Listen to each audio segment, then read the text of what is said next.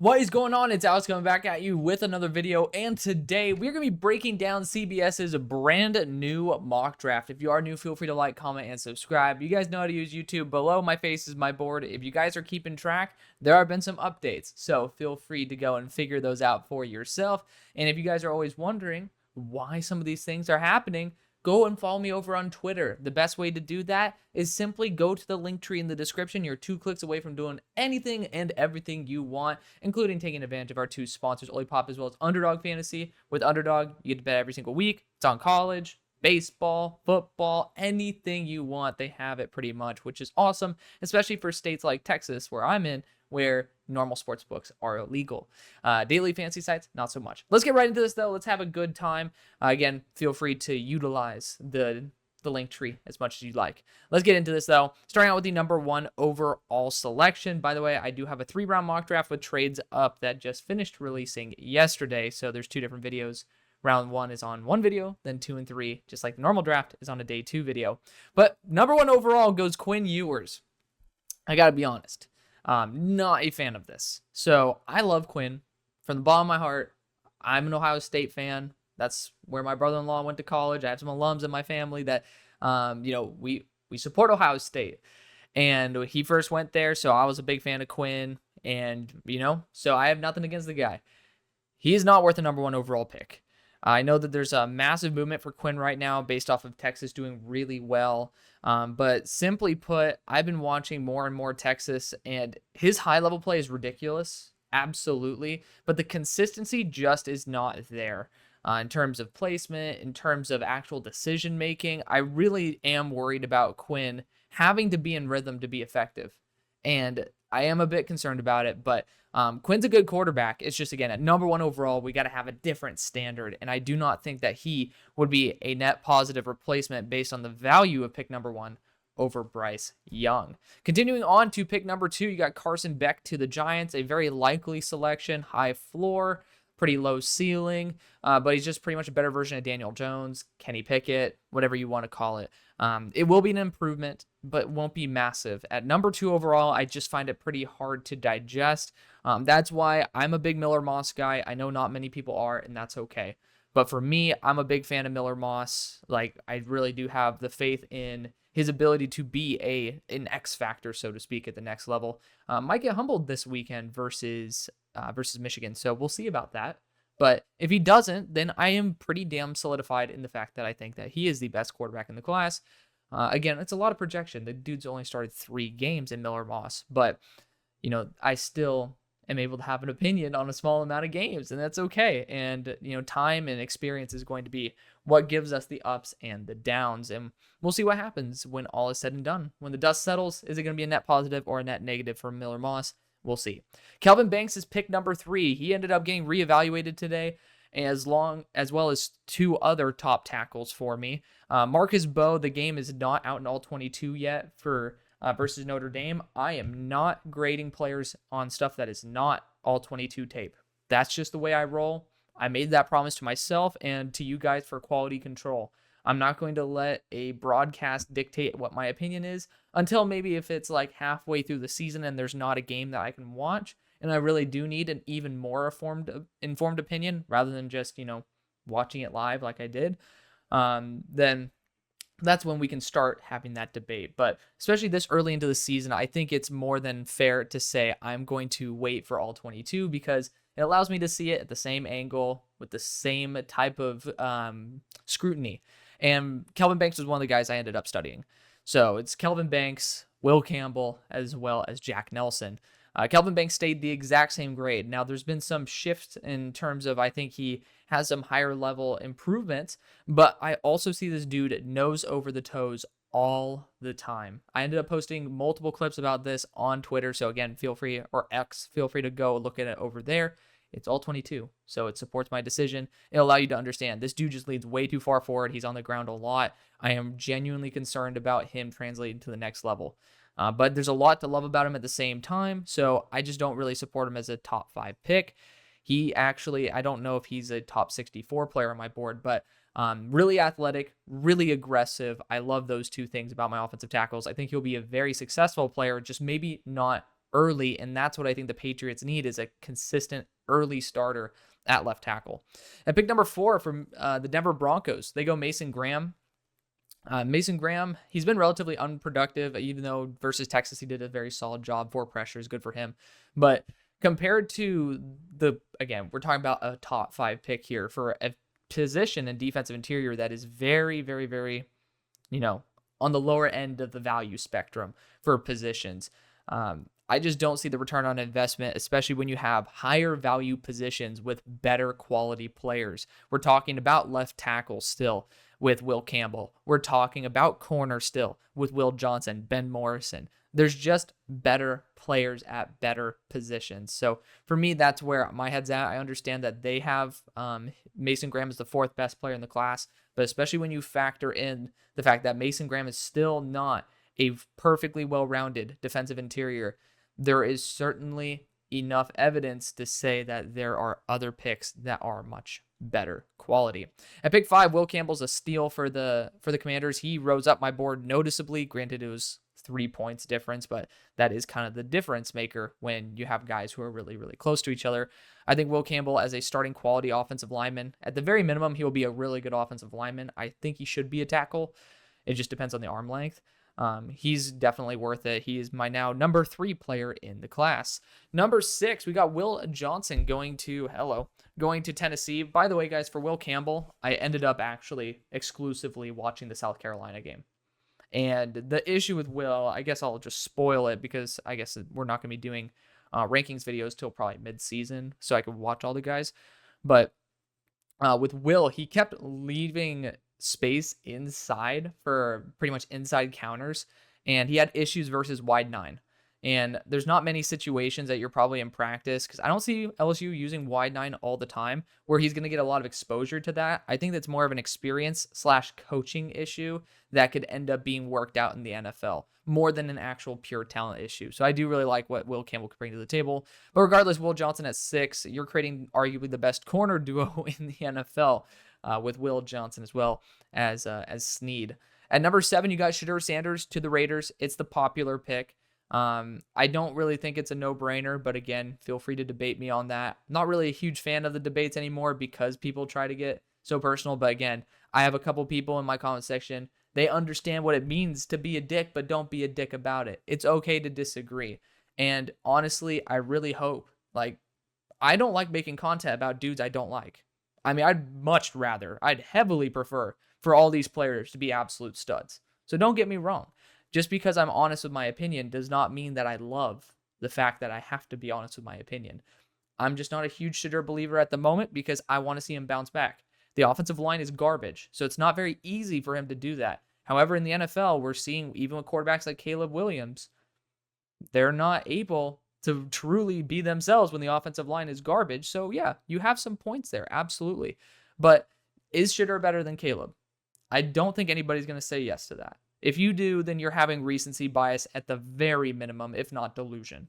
But do you think Shedeur Sanders is a top 20 quarterback in the NFL if he's there right now? If your answer is no to that, there is no reason he should be a first round or maybe even a second round pick, because quarterbacks who are not top 20 get kicked out very quickly. So just keep that in mind. It's interesting when you frame it that way because it takes the excitement, right? The grass is always greener on the other side. That's what people say. And for quarterbacks, and this is not Shedeur exclusively, I'm talking about Carson Beck here. I'm talking about Cam Ward even, Miller Moss, all the quarterbacks, Quinn Ewers. If you can't see them genuinely being a top 15 quarterback in the NFL, there is no reason to take them on day 1, if not the beginning of day 2. You have to have that faith because quarterbacks need to elevate their rosters. And quarterbacks who are not successful at doing that will never get anywhere in the playoffs. It's very rare that you see a quarterback end up actually elevating a team in the playoffs when they couldn't do it anytime else, but some guys are really clutch that way. But regardless, above all of that, if you just are not comparatively better than the rest of the quarterbacks that are starting the NFL, you are not really looked at as starter quality. When you end up going into 10 out of your 18 or 17 games, and you're facing a better quarterback on the other side of the line of scrimmage, and that's just assuming that you're not in a tough division where you're facing them even more than that, it really starts to make you question, why are you our starting quarterback, right? So again, this is not exclusively for sure. This is for every quarterback. It's just very interesting when you frame it that way because it's the most valuable position, but it's also one that you can't really cheap out on in terms of getting somebody who doesn't have that genuine potential.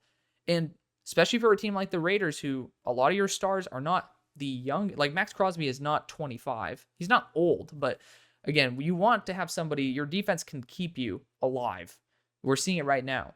You want your quarterback to be a top 15 quarterback. If that's all they can do, it just be a top 15 guy, then you could actually make a really good push.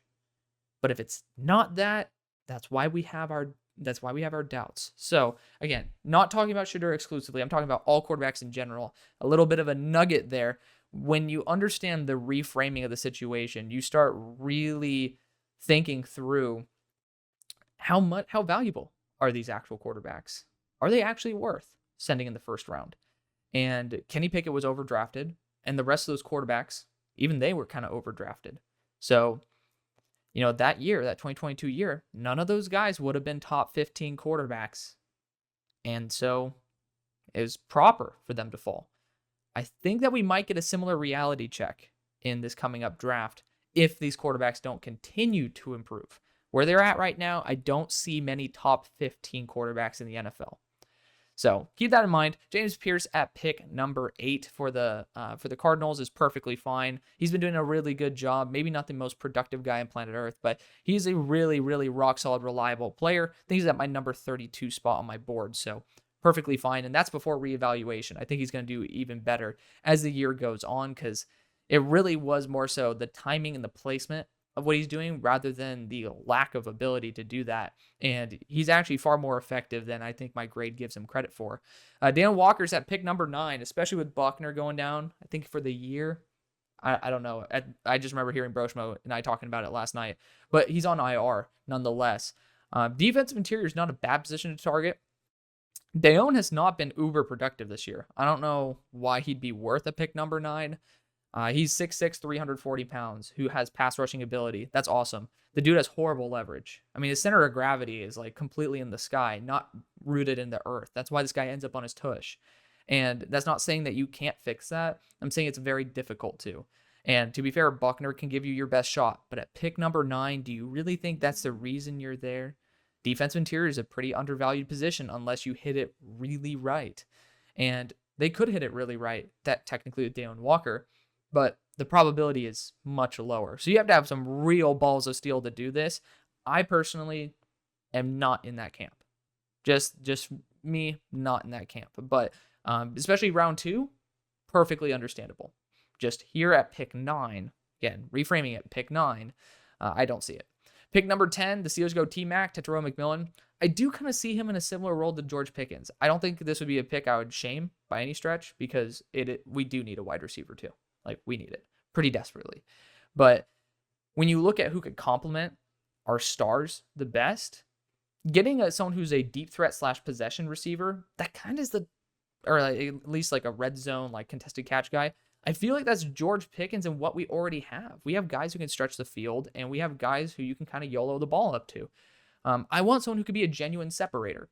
Now, Deontay Johnson was supposed to be that before he started dropping balls and then becoming an issue.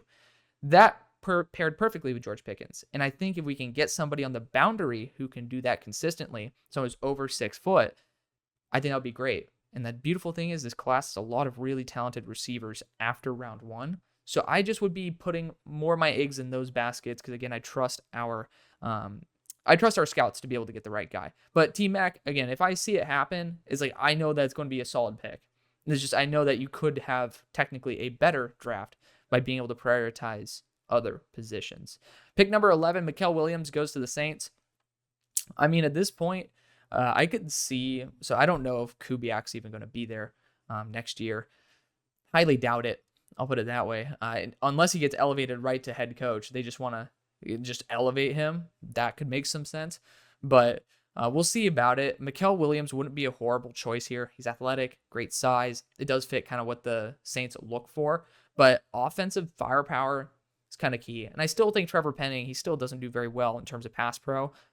He's doing a far better job than he was. But I would even be willing to kick Trevor Penning to that guard spot and let him really just feast as an aggressive blocker, and then get yourself a top tier right tackle here, whether that's Emory Jones, whether that's Marcus Bowe. Like, there are certain talents that you can have here, or you can go even the receiver route, unless you end up paying Rashid Shaheed. I think he's up on a contract year, which I think you should. But again, you have to like project into the future here. Mikael Williams, not a bad selection. Again, I just have some other ones that maybe I'd choose. Travis Hunter at pick number 12 for the Bears. He'd be a receiver, and honestly, I love the idea of him as a receiver on the Bears. Kind of surprised that he falls this far, but great stamina. He plays both sides of the ball, so I can guarantee you once he's specializing in one side, he's not going to get less stamina. I mean, maybe a little bit, but he's going to be 100% the majority of the game, which is going to be great. I doubt the Bears would use him as a corner, but with Keenan Allen probably not going to be there next year, Travis Hunter fits that perfectly. I actually like this pick a lot. So it's a surprise. I just rarely see him here at pick 12. Pick 13, Ben Morrison for the Vikings is fantastic. His aggressive capabilities is great for Flores as well. I don't know if Flores is going to be there based on his performance at this point. I mean, if there's some head coaching vacancy there, he could be part of the reason why he could be like one of the main competitors for being able to go into one of those head coaching positions. Just keep that in mind. For the Vikings fans, I hope that's not the case, but maybe for a team that's looking for an identity in defense, wouldn't be a bad idea. Luther Burden goes at pick 14 to the Buccaneers. I mean, if Godwin can stay healthy, I don't see too much of a reason to go after Luther Burden. The offense is performing very, very well. Now, Ashton Genty could be a dark horse pick for this team. I know I love Bucky Irving, but at the same time, White's probably not going to get a deal. And you could, with the line that you have, you could very realistically just continue pounding the rock and then taking advantage of open shot plays. Like, I don't think this would be a bad pick, but I think there's enough mouths to feed. If you go Colson Loveland here, I think that's a big upgrade over Kate Otten. Then you can start really saying that you're moving the needle. Rather than just getting great players, get guys who also, because don't sacrifice great talent just to move the needle. Because eventually injuries happen, contracts, yes. But at the same time, if there are equal or similar talented players who can move the needle a lot more, I think that you could reprioritize using those other players. Jonah Savania goes to the Chargers at 15. He's going to be kicking to the guard spot. I would say you could have sold me if you said center. Thinking about it, I don't think you're going to have a center next year. So, you know what? We're going to think about it that way because it says guard, but we're going to say center. I do think that his physicality could work very well for Harbaugh, but I don't really think you need to do that. But regardless, it's an interesting take, but I do think there are better ways to spend that pick. Malachi Starks probably would have been one of them, but he goes to the Jaguars at pick 16. It'll be interesting to see how this goes because Jerrion Jones is in my favorite position for Malachi Starks, but at the same time, he is just so versatile that you can use him anywhere, and you're getting a good player. That's the bottom line. You're getting a good player. Browns getting Ashton Genty. I make that pick myself. This team has relied on running back play, and especially with Deshaun's contract, I could definitely see that being the route they like to go. At pick 18, you got Emory Jones, another pick I've made for the Seahawks. Love suiting or filling that right tackle spot with a really quality player. Denzel Burke to the Rams, especially with their corner health issues. And Denzel Burke being here, get Trey White out of there and have Denzel Burke actually be a really, really quality starter. I'm a fan of that one. Abdul Carter to the Packers. I feel like you want someone who's a little bit more impactful than Abdul because Abdul's going to take a while, and you guys do value some size at that edge rushing position. 250 is far from bad, but I'm talking about maybe that 260 to 270 range. Abdul would not be a bad pick for the Packers, but maybe at pick 20, based on how raw he is and how little production he has, could definitely see a probably better pick or a better time to take that pick. Harold Perkins goes to the Falcons at 21. I don't really, unless you're going to use him as a pure linebacker, I don't really see him fitting what the Falcons are trying to use with their edge rushers. Doesn't fit a Judon body type. Doesn't even fit an Ebiketie body type. So I don't really see the vision for that, but sometimes you just got to go best player available. But someone who would fit is Nick Scourton, who goes to the Bengals at 22. Trey Henderson has his issues. They're not going to get rid of him if I'm not mistaken. But You have Miles Murphy. I think you should continue developing him. Nick Skyerton kind of feels like a copy and paste of a similar situation, like someone who's having a little bit worse of a second year or a little bit worse of a draft year compared to the year before, where they ended up getting a lot of the hype. Nick Skyerton's still doing a great job. He's my number 18 player in the class, but comparatively, I've not seen him take a step up, actually a little bit of a step back. Tyleik Williams to the Jets at 23 helps him stuff the run, shores up the defensive line. I'm not going to hate on it. Not going to hate on it. He's a really quality player. I'm fine with that. Colson Loveland to the Dolphins gives you a really quality tight end, and he's going to be there for a while. Works as a receiver as well. I'm perfectly fine with that pick. Tacario Davis goes to the Bills at 25, and that's perfectly fine for me. Big, lengthy. I think he's going to be more of a safety than anything. I really don't like the top speed ability, and I don't trust the Bills to be able to utilize unathletic DBs as much as maybe some other systems. Feel free to disagree with that, and feel free to provide some evidence. I'm perfectly fine learning that, hey, I'm forgetting what Benford ran, but like, let's just say Benford ran a 4.55. It's like, okay, well, you know what? That's a good counter. Maybe I can actually get more on board with this pick. Pick number 26, Tyler Booker, is a pick that I take to the Ravens. He can be left guard in the short run and then develop into the left tackle for the long. Emeka Egbuka at 27 for the Cowboys. As long as he stays healthy, man, he's going to be a really, really good target. But once he's starting to deal with some health issues, I don't think you can afford to kind of roll the dice on that availability card. Of course, the medicals will end up being very crucial on Emeka Egbuka's stock. Kevin Winston goes at pick 28 to the Texans. I know that you guys have been really wanting to get that extra safety in there for the future, and Kevin Winston brings the boom, so I'm a big fan of what he could bring. A lot of people had some scare because there was an ACL tear rumor going around about Kevin Winston, but unfortunately, it was Siobhan Rivell. At pick number 29, Landon Jackson goes to the Philadelphia Eagles. Does not fit at all.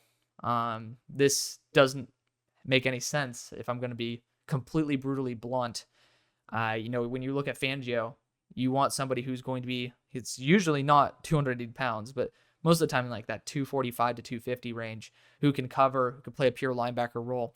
No disrespect to Landon Jackson as a talent, because he's very freaky at his size, but he'd have to play defensive line. And I don't see a very big gap where he'd end up playing that. At pick number 30, you got Kenneth Grant to the Lions. I think that's reasonable. I mean, he could end up being the nose for the future. He's just been very unproductive. Apparently, he has 8 receptions for 112 yards, though, this year. Have not been checking out the offensive stats. Obviously, that's a joke. He's not playing there. But still, definitely worth... definitely, Wilson stays with the defensive line. It's like, okay, I was making sure that they ended up talking about Kenneth Grant in that little snippet, because then I could have ended up being like, if it was somebody else, would have been like, oh, okay, well, maybe that's the player they accidentally copy and pasted the extra exposition for. At 31, Ariante Ursary, player who I just took in my mock draft. I literally feel like he's a 49er to a T, or even a Kansas City Chief. Just like a really, really good run blocker, really good on the move. Needs to get a lot better as a pass blocker, but in time, I know he will. It's more of him being raw, and then Minnesota not being a great place to train for being a pass blocker. And then at 32, a pick that I've made as well, but I think that's a little bit early, even though I love Walter Nolan. He goes to the Kansas City Chiefs. So Walter Nolan, defensive interior. He's up to 305, which is a big plus. I know that some sites have him at 295. Some have it at 305. PFF has it at 305. I'm going to trust PFF in this instance. Defense interior is great. He's a super high ceiling player. And honestly, I'd love to see him next to Chris Jones, because I want to see him reach his potential. It's probably my favorite fit for him. But that's going to be the video. Thank you so much for watching. I love you. See you on the far side. Peace.